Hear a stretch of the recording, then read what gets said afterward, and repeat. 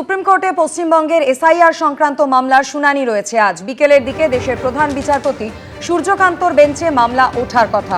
আরো বিস্তারিত আমাদের জানাবেন প্রতিনিধি বিজেন্দ্র সিংহ আমাদের সঙ্গে রয়েছেন। বিজেন্দ্র, আর 16 দিন পরেই রাজ্যে ভোট, এই আবহে এসআইআর সংক্রান্ত মামলার শুনানি আজ কখন শুরু হবে?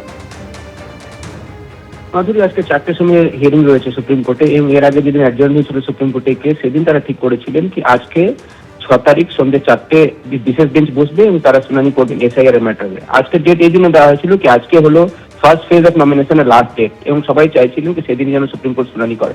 এখানে সব থেকে বড় প্রশ্ন হচ্ছে কি যেটা অ্যাডজুডিকেশনের জন্য 60 লক্ষের নাম ছিল, সেটা তো সুপ্রিম কোর্ট বলেছিল কি যেটা ফার্স্ট ফেজে ভোটগুলো রয়েছে জুডিশিয়াল অফিসাররা যেন প্রথমেই সেটাকে ক্লিয়ার করে দেন এবং সেটা খুব সম্ভবত আজকে সন্ধ্যের দিকে ক্লিয়ারও হয়ে যাবে। তার কারণ হচ্ছে কি যেদিন লাস্ট ডেট অফ নমিনেশন হয় সেদিন ভোটার লিস্ট ফ্রিজ হয়ে যায় ইলেকশন কমিশনের নিয়ম অনুযায়ী।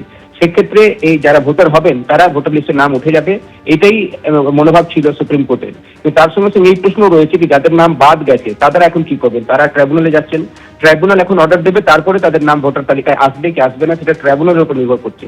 সেক্ষেত্রে তারা কি এই ভোটে অংশ নিতে পারবেন যদি আজকে ভোটার লিস্ট ফ্রিজ হয়ে যায়? এই প্রশ্নের জবাব আজকে আমরা সুপ্রিম কোর্টে পাবো, কেন কি সুপ্রিম কোর্ট একটা ইঙ্গিত দিয়েছিল এর আগে হিয়ারিং এর দিন কি হয়তো তারা এই ভোটে অংশ নিতে পারবেন না যাদের অ্যাডজুডিকেশন তাদের পক্ষে হয়নি, যাদের নাম ডিলিট হয়ে গেছে এবং যাদের কেস পেন্ডিং রয়েছে ট্রাইব্যুনালে হয়তো সময় লাগাবে তাদের অর্ডার দিতে। সেক্ষেত্রে হয়তো ইলেকশন তখন পার হয়ে যাবে। তো এই ইলেকশনে তারা অংশ নিতে পারবেন না, কিন্তু পরবর্তী ইলেকশনগুলোতে তারা অংশ নিতে পারবেন, এটা সুপ্রিম কোর্টের একটা ইঙ্গিত ছিল। তবে আনুষ্ঠানিকভাবে আজকে রিপোর্ট সুপ্রিম কোর্ট কি হচ্ছে সেটা দেখতে হবে। আরো একটা উদাহরণ দিয়ে যদি আমি বলি মাধুরী, সেটা হলো রাতুয়া 48 নম্বর বিধানসভা কেন্দ্র, সেখানে কংগ্রেস প্রার্থী করেছে মোহাম্মদ মুতাইবুর আলমকে। তার নাম গত শুক্রবার ডিলিট হয়ে গেছে।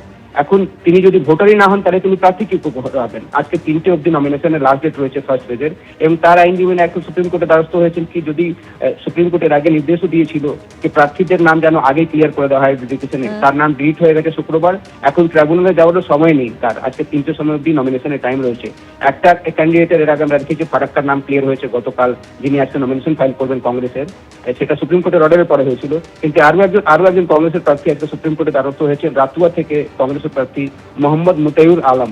তার নাম গত শুক্রবার ডিলিট হয়ে গেছে অ্যাডজুডিকেশনে, এখন তিনি ভোটার লিস্টে নয়। সেক্ষেত্রে যদি ভোটারই না হন তাহলে তিনি নমিনেশন করে ফাইল করবেন।